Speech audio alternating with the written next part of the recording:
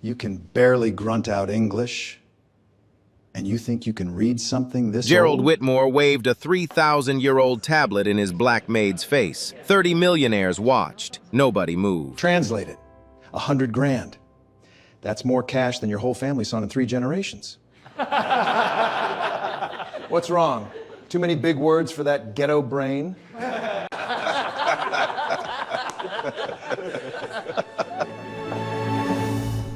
Either translate it or get your black ass out of my house. She set the tray down, slowly. She walked toward him. She picked up the tablet.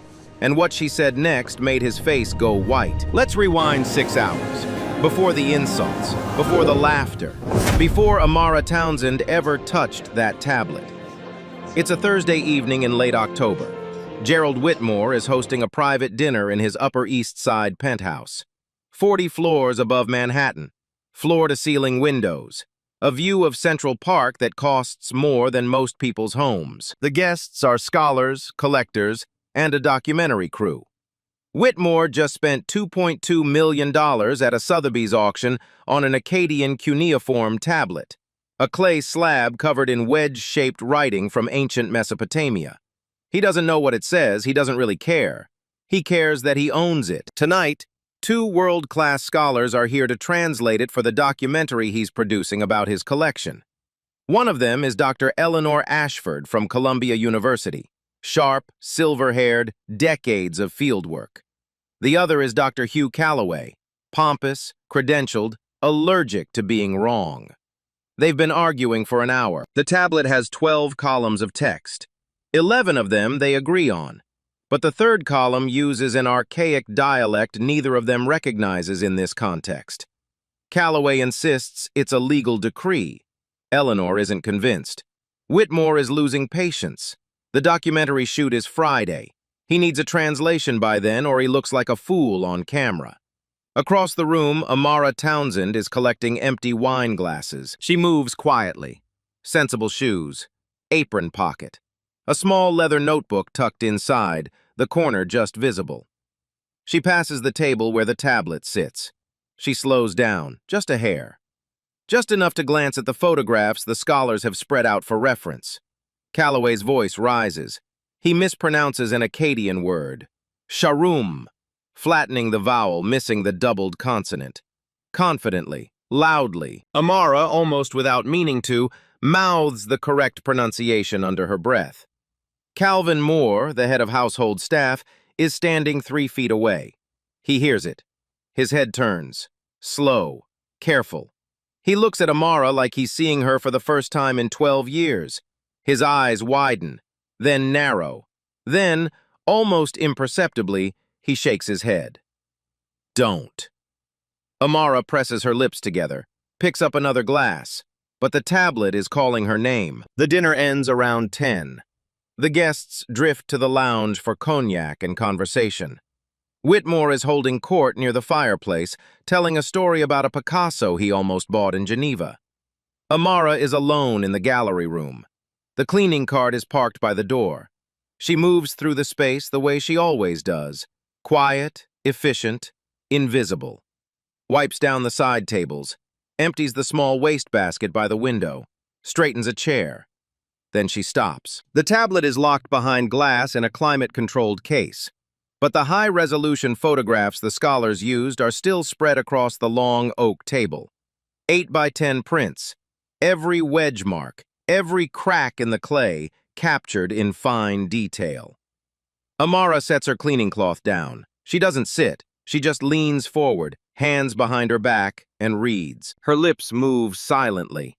The room is so quiet you can hear the soft tick of the wall clock, the faint wail of a siren 40 floors below, the hum of the climate system keeping the air at exactly 68 degrees. She stays like that for almost 2 minutes. Then she pulls the leather notebook from her apron pocket. It's worn at the corners. The cover is cracked. The pages inside are filled with handwriting. 2 different scripts, 2 different generations. She flips to a page near the back, studies it, looks at the photograph again. She nods to herself. There's a pencil left on the table. One of the scholars forgot it. Amara picks it up, takes a clean cocktail napkin from the stack by the bar cart, and writes. She writes fast. Her hand moves the way a pianist's moves over keys they've practiced 10,000 times. No hesitation, no second guessing. She transliterates the disputed passage in flowing Roman letters, then writes a translation underneath. She doesn't hear the door open. Dr. Eleanor Ashford has come back for her reading glasses. She left them on the table beside her notes. She sees Amara. She sees the napkin. She sees the cuneiform. And she stops cold in the doorway. Eleanor doesn't speak for a long moment. She just watches. Her face moves through 3 expressions in 5 seconds. Confusion, then curiosity, then something close to disbelief. Then she clears her throat, soft, careful, like she's approaching a deer in the woods. "Excuse me, may I see what you're writing?" Amara jumps. She crumples the napkin on instinct. Her face goes hot.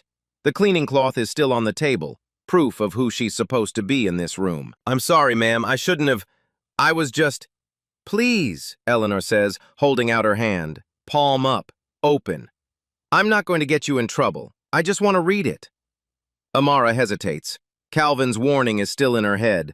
Don't. But there's something in Eleanor's voice. Not pity, not curiosity about a curiosity. Something else. Recognition, maybe. She uncrumples the napkin and hands it over. Eleanor takes it carefully. She unfolds it. She reads. Then she reads it again. Her breath catches in her throat. The passage Calloway has been wrestling with for an hour, Amara has not only transliterated it correctly, she's identified the dialect. Old Babylonian court Akkadian with Sumerian loanwords.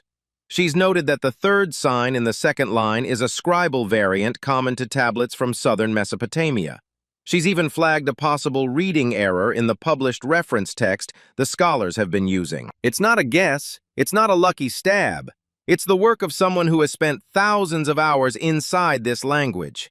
Eleanor lifts her eyes from the napkin. "Where did you study?" Amara's voice is quiet, almost embarrassed. "The public library on 42nd Street, mostly." The room goes still. Eleanor folds the napkin, carefully, like it's evidence. She slides it into the inside pocket of her jacket. "What's your name?" "Amara. Amara Townsend." "Amara." Eleanor looks at her for a long moment. "Don't leave tonight without speaking to me first. Do you understand?" Amara nods. Eleanor walks out. The door clicks shut behind her. Amara stands alone in the gallery. The cocktail napkin is gone. The pencil is back on the table, but her hands are shaking. To understand how a maid in Manhattan could read a 3,000-year-old Mesopotamian tablet, you have to go back to a small town in Georgia, Waynesboro. Population just under 5,000. Amara grew up in a faded blue house on the edge of town.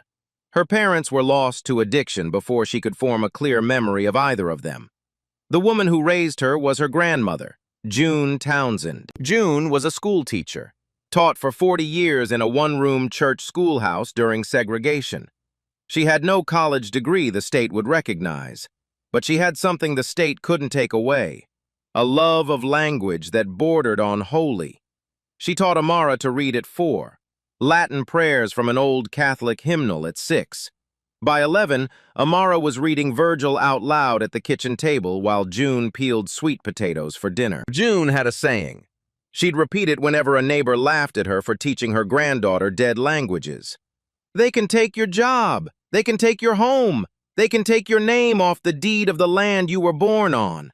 But a language you carry in your mind? That belongs to you forever." She gave Amara the leather notebook for her 10th birthday. Empty pages. June's handwriting on the inside cover. "For my Amara. Fill it with everything they tried to keep from us." June died when Amara was 16. A stroke in her sleep. Quiet. The way she lived. Amara moved to New York at 19 with 2 suitcases and that notebook. She took the first job that paid. Domestic work. Cleaning houses for people who never learned her name. But every evening after her shift, she walked to the New York Public Library on 42nd Street, the big one with the stone lions out front. She'd sit on the floor in the reading room, feet aching, hair tied back, still in her work clothes, and she'd open a Sumerian grammar. Tourists walked past her. Students walked past her. Nobody saw her. She didn't need them to. She had June's notebook open beside her, and she had work to do. The next morning, Eleanor doesn't waste time. She finds Whitmore in his home office at 9 sharp.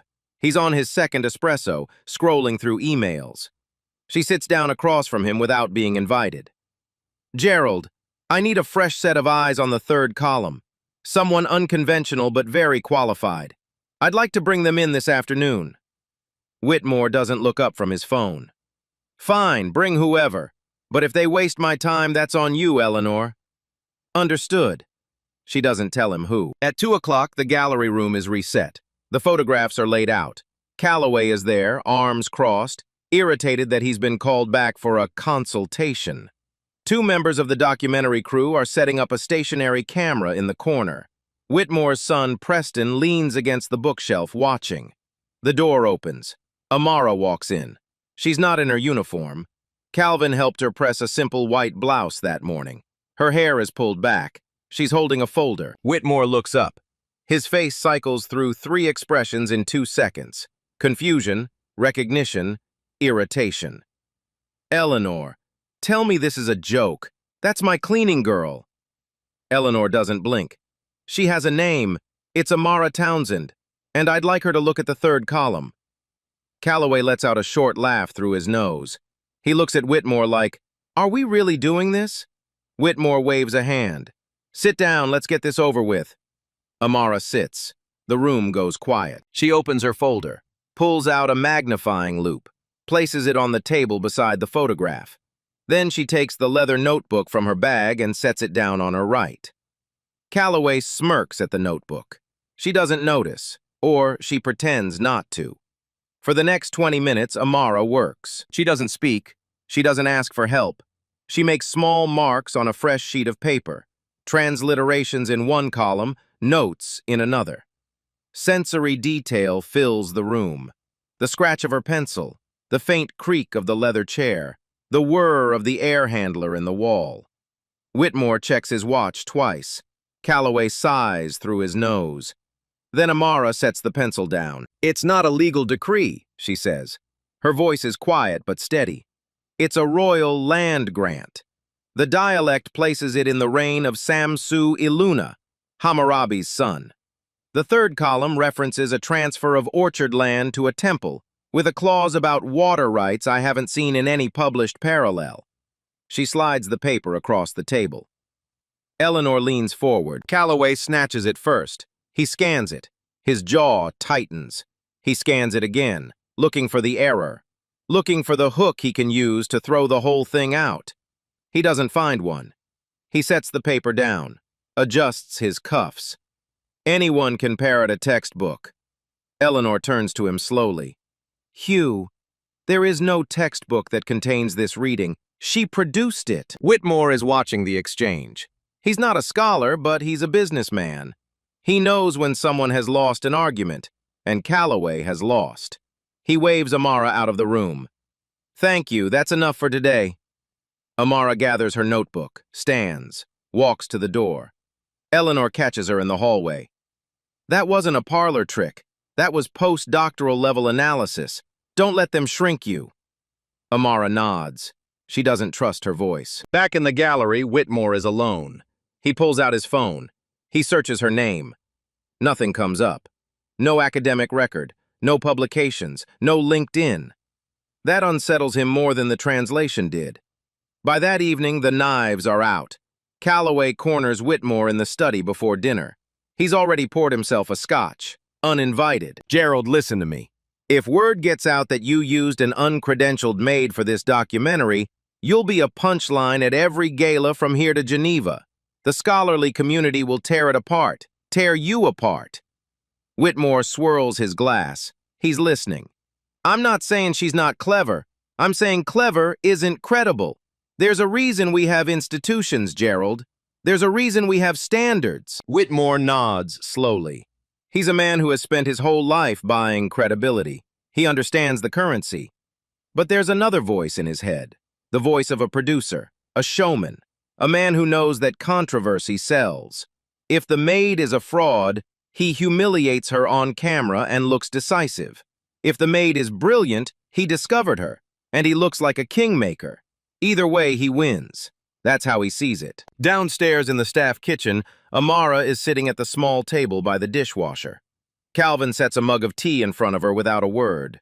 A younger housekeeper, Diane Brooks, sits across from her.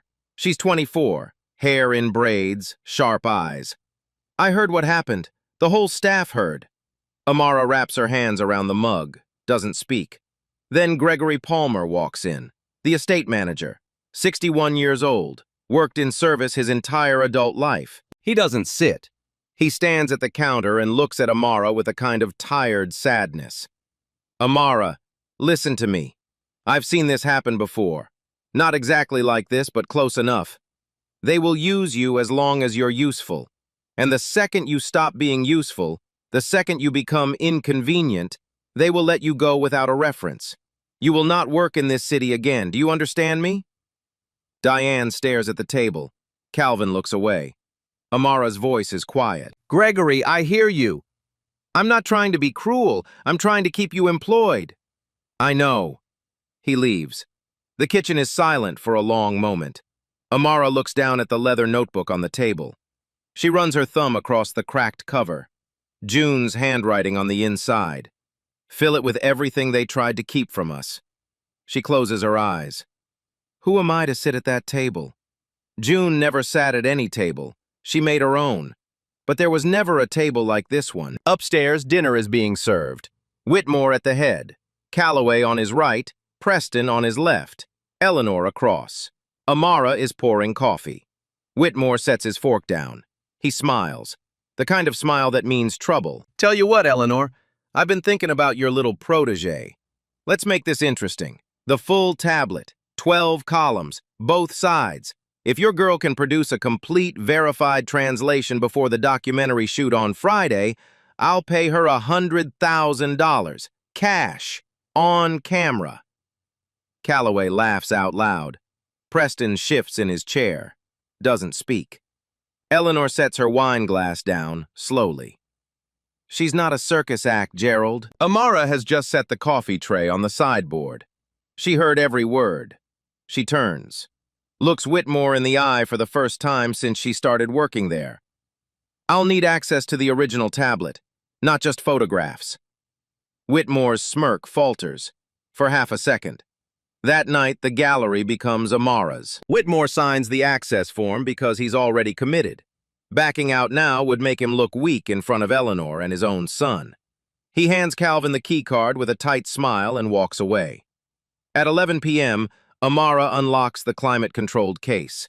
The room is bathed in soft blue-white light, the kind museums use to protect ancient materials. The air is cool and dry. The hum of the humidity system is the only sound. She puts on cotton gloves. She hangs a magnifying loupe around her neck on a leather cord. She lays out a clean cloth on the table. Then she lifts the tablet. It's heavier than she expected, about the size of a paperback book, an inch thick. The clay is the color of strong coffee with cream. The wedge marks are sharp on one side, softer where centuries of handling have worn them down. She sets it on the cloth. She breathes out. She begins. This is where you have to understand something about Amara. She doesn't just translate. She reads. The way you'd read a letter from a stranger you suddenly want to know. She notices the tool marks first. The angle of the wedges in the upper left quadrant tells her the scribe was left-handed. Most Babylonian scribes were trained right-handed, so this is unusual. She writes it down. She finds a partial seal impression along the bottom edge that the auction catalog missed entirely. She photographs it with her phone for her own records. She works through the columns one by one. The leather notebook is open beside her. She cross-references every difficult sign with parallels she's memorized. Tablets she's never held, only studied through online photographs from the Yale Babylonian Collection and the British Museum's Open Archive. At 1 in the morning, she stops cold. The fifth column contains an addendum, a short passage tucked between two larger sections. It references a legal dispute, but not the kind anyone expected. It's a dispute between two women, sisters, over inheritance rights to a piece of orchard land left by their father. And the ruling sides with the women. Amara sits back in her chair. She presses her hand to her mouth. She knows what this is. This is evidence of female legal agency in old Babylonian society, the kind of evidence scholars have been arguing about for 50 years. She writes it all down, slowly, carefully, her handwriting tight and precise. At 2 in the morning, the gallery door opens. Calvin walks in carrying a steaming mug. Brought you tea. Figured you wouldn't sleep. He sets it down on a side table, well away from the tablet. He stands there for a moment watching her work. Your grandmother would be losing her mind right now. Amara laughs. A real one. The first real one we've heard from her in this whole story. She'd probably be trying to read it over my shoulder. She'd probably be correcting you. She would. Calvin smiles, walks out. Across the penthouse, the documentary cameraman, Tom Briggs, is reviewing the day's footage in the spare bedroom Whitmore set aside for the crew. He's been quietly shooting B-roll all evening, including some shots through the gallery doorway. He pauses on a frame of Amara, head down, gloved hands on the tablet, leather notebook open beside her. He calls his producer. Hey, listen, I think we've been making the wrong documentary. Eleanor arrives at the gallery at 7 the next morning with 2 coffees. Amara is still there. She never went home. She's on her 3rd pass through the translation, checking her own work the way a surgeon double-checks a stitch. Eleanor sets the coffee down, pulls up a chair. Show me everything. For the next 2 hours, they work side by side. Eleanor reads through the transliteration. She asks questions, hard ones, the kind designed to expose a translator who's faking it. Amara answers every one. At one point, Eleanor stops on the 5th column, the inheritance addendum. She reads Amara's grammatical analysis twice. This framework you're using, the one for the date of construction in the 3rd line, I've only ever seen this published once. A Finnish journal, 1987. Heikki Koskiniemi's piece on women's contracts. Yes, ma'am. How did you find it? Interlibrary loan. Took 3 months. Eleanor sets her coffee down. She doesn't say anything for a long moment. Then she pulls out her phone. I'm calling the chair of my department, right now. She steps out into the hallway. Amara hears the conversation through the cracked door. Margaret, it's Eleanor. I need you to clear an hour this afternoon. No, not for me. For someone you need to meet. I'll explain when you see the work. Yes, I'm sure. No, she doesn't have a degree. That's part of why you need to see this. Margaret, sit down before you read it. Eleanor walks back in. She slides her phone into her jacket pocket. Margaret Hollings, chair of the Ancient Studies Department at Columbia. She wants to see your translation by end of day. Amara's hands go still on the table. I don't have any letters. No recommendations, no... Amara, listen to me. Letters are how the world tells itself who's allowed to be smart. Your work is the letter. That's how it should be. That's how it almost never is. Amara nods, slowly. Down the hall, in the smaller library off the main study, Calloway is hunched over his laptop. He's been there since 6 in the morning, racing to finish his own translation before Amara presents hers. He's competent. He's careful. He's thorough. And he's missed the inheritance addendum entirely. He doesn't know it yet. He'll find out tomorrow, in front of cameras, in front of his peers. Back in the gallery, Eleanor stands up to leave.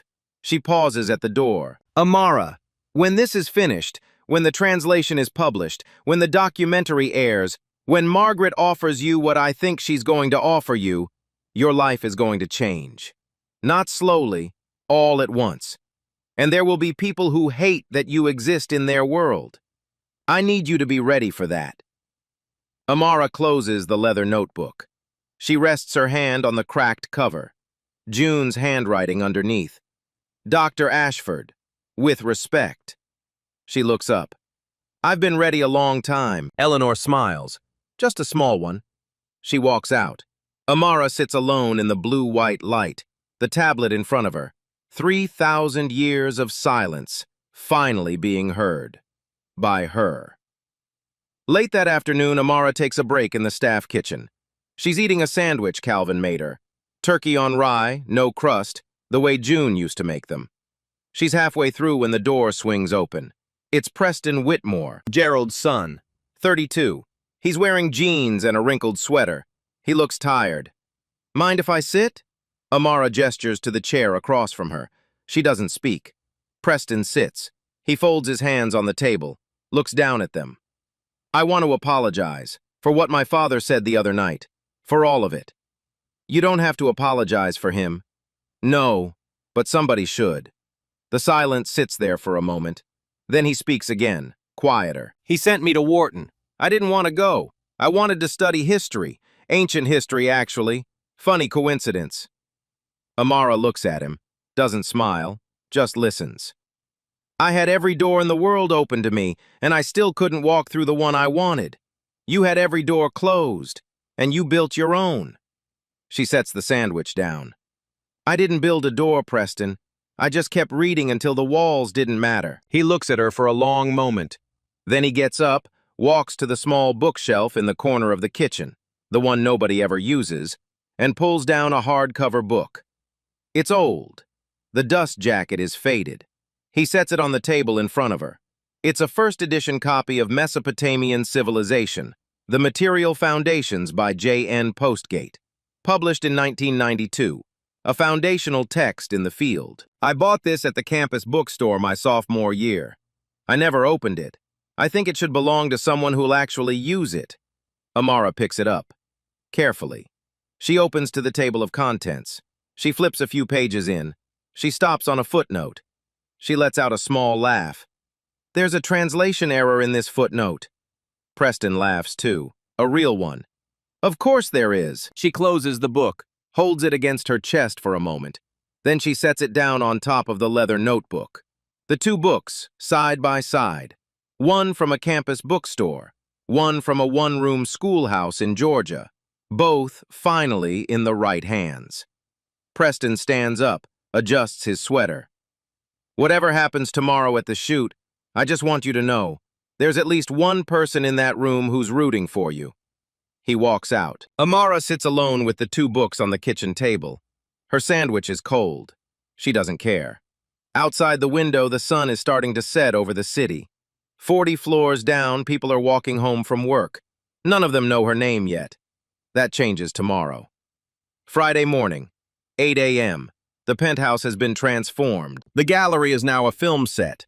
3 cameras on tripods, a boom mic on a stand, lighting rigs in the corners, throwing soft white light across every surface. A makeup person dusts powder on Whitmore's forehead. He's in a charcoal suit, silk pocket square, hair perfect. 40 guests have been invited. Collectors, academics, 2 reporters from arts publications, a handful of Whitmore's wealthiest friends. They're seated in 2 rows of folding chairs arranged in a semicircle around the display table. The tablet sits in the center, on a velvet cushion, under glass.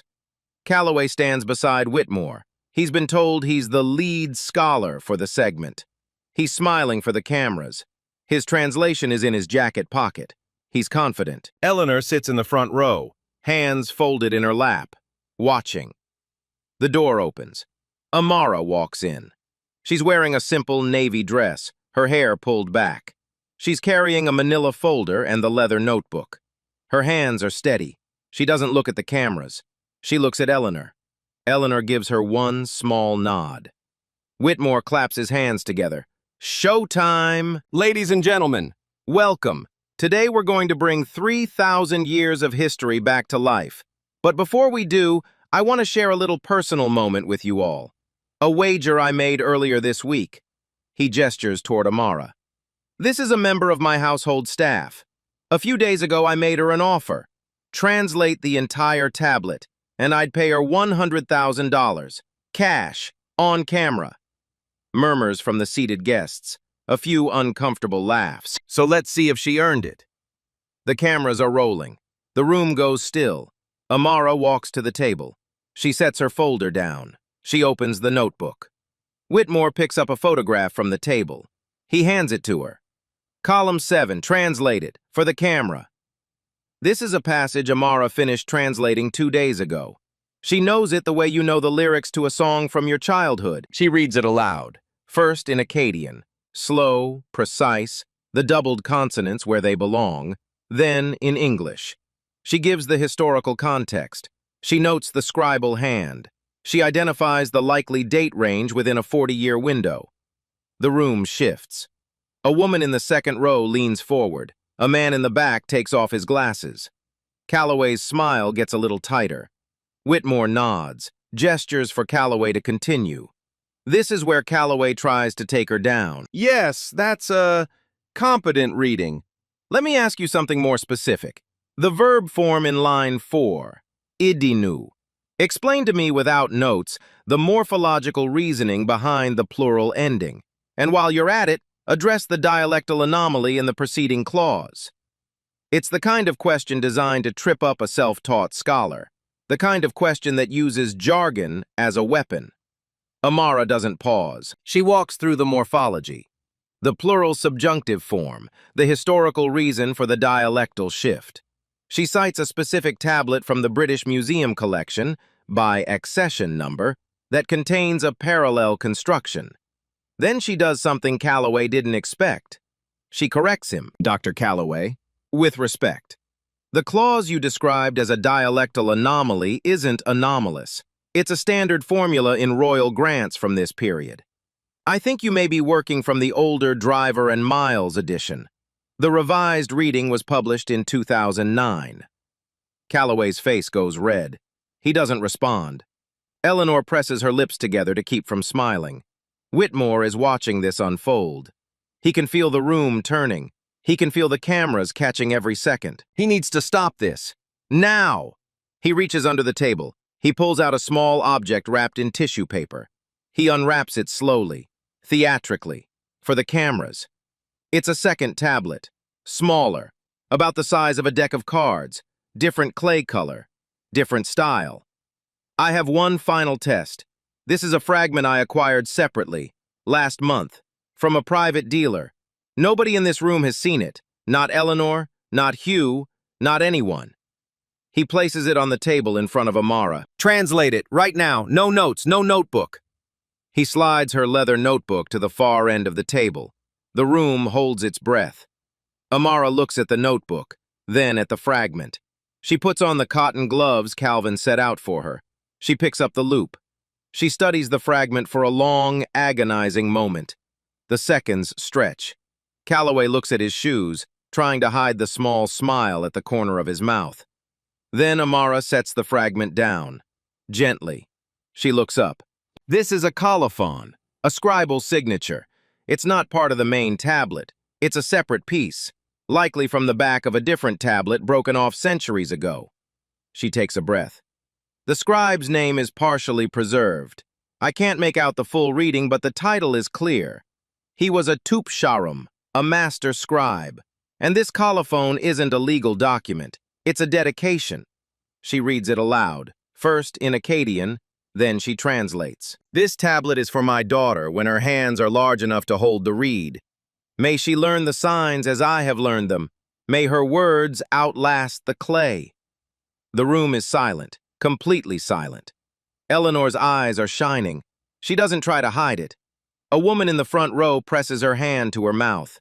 Even Calloway looks down at the floor. 3,000 years ago, a father in Mesopotamia carved a wish for his daughter into wet clay, that she would learn to read, that her words would last. And in a Manhattan penthouse on a Friday morning in late October, his wish came true. Read aloud by a black woman from Waynesboro, Georgia, whose grandmother once said the exact same thing in different words. A language you carry in your mind belongs to you forever. Whitmore's face goes white, not from anger, from something deeper, from the slow, dawning realization, caught on 3 cameras, that he just tried to humiliate the most knowledgeable person in his own house. And every single person in the room saw it. Eleanor stands up. She begins to clap. Slow, deliberate. The man beside her joins. Then the woman in the second row. Then the back row. Within 10 seconds, the entire room is on its feet, except Whitmore. He's still sitting, pale. The applause lasts 45 seconds. That doesn't sound like a long time. Stand in a silent room and clap for 45 seconds. You'll feel every one. The cameras keep rolling. When the room finally settles, Eleanor walks to the front. She doesn't ask for the floor, she takes it. For the record, and for the cameras, I want to state plainly what just happened in this room. She turns to face the seated guests, then to the lens. Amara Townsend has produced the most complete and most insightful reading of this tablet that I have encountered in 40 years of working in this field. The inheritance addendum she identified in column 5 is a publishable discovery. The colophon she just read aloud, sight unseen without notes, is a piece of evidence that scholars will be writing about for decades. She pauses, looks directly at Calloway. I want that on the record. Calloway doesn't move. He doesn't look up. The reporters in the back row are typing furiously into their phones. Whitmore is still seated. He knows what comes next. He made the bet on camera, in front of 40 witnesses, in front of a documentary crew he hired himself. His PR advisor, a thin man in a gray suit, leans down and whispers in his ear. Whitmore stands up, slowly. He walks to the writing desk in the corner of the gallery. He pulls out a checkbook from the top drawer. He writes the check by hand, the cameras catching every stroke of the pen. He walks back. He hands it to Amara. He tries to smile. The smile doesn't reach his eyes. A bet's a bet. Well earned. Amara takes the check. She doesn't look at the amount. She looks at him. Thank you, Mr. Whitmore. This will go toward something my grandmother started a long time ago. She folds the check once, slides it into the front pocket of her dress. Whitmore nods, turns, walks out of the gallery. The door closes behind him. For the first time in his own house, he's the one who left the room. The guests start to mill around. Some approach Amara, some approach Eleanor. The cameraman, Tom Briggs, sets down his camera and walks straight up to Amara. Ms. Townsend. I've been shooting documentaries for 22 years. I've never asked anyone for an autograph in my life. I'm not asking now. But I want you to know, the footage I have of you working in this gallery at 2 in the morning with that notebook open beside you, that's the documentary now. Not him. You, if you'll let me. Amara nods, slowly. I'd like to think about it, with my mentor. She looks at Eleanor. Tom understands. He smiles, walks back to his camera. Eleanor's phone is buzzing in her pocket. She pulls it out, reads the screen, looks up at Amara. It's Margaret Hollings. She watched the whole thing. I had a private live stream running for her this morning. She wants you in her office tomorrow at 10. She's offering you a fully funded research fellowship, starting immediately. Amara doesn't speak. Her eyes fill. She blinks hard. Once. She nods. Across the room, Preston Whitmore approaches her. He doesn't make a speech. He just extends his hand. She takes it. He holds it for a moment. You're the real thing. Then he walks away, too. Eleanor turns to Amara. There's one more thing. May I see the notebook? Amara hesitates, just for a second. Then she pulls it out of her bag. She places it in Eleanor's hands like it's made of glass. Eleanor opens it carefully. The cracked cover, the first page in June Townsend's handwriting, the dedication, "For my Amara." Fill it with everything they tried to keep from us. She turns to the next page. Latin prayers in a careful, slanted script, then Greek letters, then a child's handwriting growing into a young woman's, then notes in Hebrew, then Aramaic, then, page by page, the slow construction of a self-taught scholar's life. By the back of the notebook, the handwriting is entirely Amara's. Cuneiform sketches, Sumerian vocabulary lists, cross-references to journal articles by name and year. Eleanor turns the pages slowly. The room has gone quiet again, watching her. She closes the notebook. She looks up. Her voice carries. This notebook, right here, this is the most important document in this room. The cameras catch it. The $2 million tablet sits behind glass, the most expensive object in the penthouse. But the most important thing in the room is a worn leather notebook from a one-room schoolhouse in Georgia. Eleanor hands it back to Amara. Both of them are blinking too much. A few minutes later, as the crowd starts to thin, Calloway finally walks over. Slowly, like every step costs him something. He stops in front of Amara. He doesn't apologize. He's too proud for that. Maybe later. Maybe never. But he asks her a question. A real one. About her methodology on the dative construction in the 5th column. She answers him fully. No edge in her voice. No payback. He listens. He nods. Then he says the only thing he can manage. I'll be reading your publication. He extends his hand. She shakes it. It's not forgiveness. It's not friendship. It's the smallest possible acknowledgement that the world he thought he ran has just rearranged itself in front of him. It's enough. By 6 p.m., the gallery is almost empty. The crew is breaking down lights. The catering staff is loading boxes into a service elevator. Eleanor and Amara are standing by the window, looking out at the city. 40 floors below, lights are coming on across Manhattan.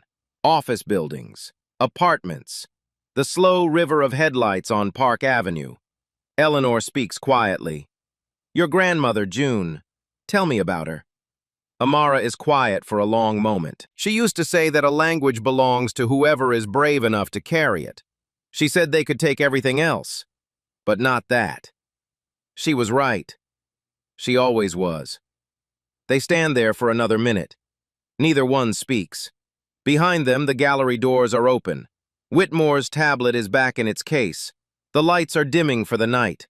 Somewhere in the building, in his private study, Gerald Whitmore is sitting alone with a glass of scotch he hasn't touched. He doesn't know it yet, but the documentary that airs in 3 months won't be his. It'll be hers. And the title, chosen by Tom Briggs and approved by his producer over a long phone call that night, will be 5 words long. The Maid Who Read Clay. 3 months later, the documentary airs. It's not what Whitmore commissioned. It's something else entirely. The opening shot is Amara's hands. Cotton gloves. The leather notebook open beside her. The blue-white light of the gallery at 2 in the morning. No music, just the sound of a pencil on paper and the hum of the climate system. The film is 47 minutes long. It's titled The Maid Who Read Clay. Within a week, it has 11 million views. The comments section becomes its own small movement. Thousands of people writing the same sentence in different words. I see myself in this story. I see my mother. I see my grandfather.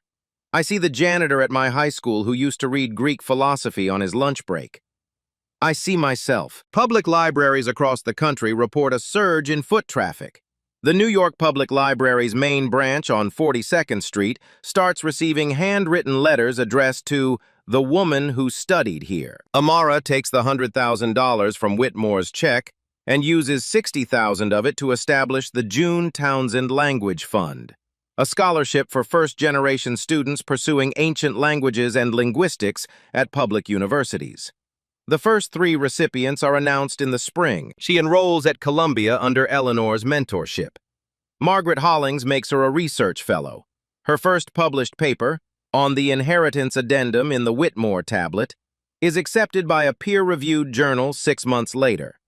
She still works part-time, not as a maid. She works at the library now, the same library, the 42nd Street branch, 2 evenings a week, helping people find books.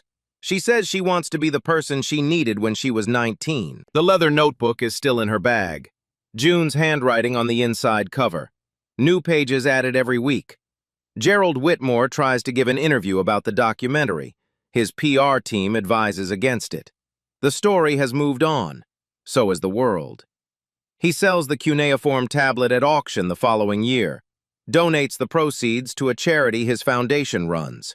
The press release mentions Amara's name once, in the 3rd paragraph. It's a small mention, but her name is there. A year after the dinner party, there's a small ceremony at Columbia. Amara is presenting her first major research paper to the Ancient Studies Department. Eleanor introduces her. Margaret Hollings sits in the front row. Calvin is there. Diane is there. Even Gregory Palmer is there, the estate manager who once warned her to know her place. He sits in the back and dabs his eyes when he thinks no one is looking. After the presentation, Amara goes back to her small office down the hall from Eleanor's. There's a nameplate on the door now. Amara Townsend, Research Fellow. She sits at her desk. She opens the leather notebook. June's handwriting on the left page. Latin prayers from a one-room schoolhouse in Georgia. Amara's published paper printed out on the right page. Translation of an old Babylonian land grant. The inheritance addendum highlighted in yellow. 2 pages. 2 generations. 3,000 years bridged by a black woman who refused to believe that knowledge had a gatekeeper. She closes the notebook. She puts it back in her bag. Outside her window, students are walking across the Columbia Quad. None of them know her story yet. That's okay. The story will find them when they need it. So here's what I want to leave you with. The next time you see someone in a uniform, a janitor, a server, a driver, a maid, pause. Just for a second. Consider what they might know, what they might carry, what language they might speak that you've never heard. You don't have to give them a stage, just don't take away their voice. If this story moved you, leave a comment below. Tell me, who in your life deserves to be seen? Share this with someone who needs to hear it tonight. And subscribe so you don't miss the next one. Because there are more Amaras out there than you think, and the world doesn't owe you a stage. But your gift will build one. And just like that, the woman he called the harp became the voice the whole room leaned in to hear. A 3,000-year-old father's wish for his daughter, finally read aloud by a black woman from Westboro, Georgia. Here's what I want you to take from Amara's story. Knowledge has no gatekeeper, not a degree, not a last name, not the color of the uniform you wear to work. Grandma June told her, they can take your job, your home, the name of the deed, but the language you carry in your mind belongs to you forever. Amara didn't beat Gerard with anger. She beat him with thousands of quiet hours on a library floor, in her work clothes, feet aching, nobody watching. That's not revenge, that's self-respect with receipts. So let me ask you something, and be honest. Who have you walked past without really seeing? The janitor, the cashier, the woman cleaning your office at 10 p.m. Every single one of us has an Amara in our story. Someone carrying a gift the world told them to hide. The question is, are we the ones who laugh or the ones who listen? If this story moved you, hit subscribe and tell me below who in your life deserves to finally be seen, because the world doesn't owe any of us a stage, but your gift will build one.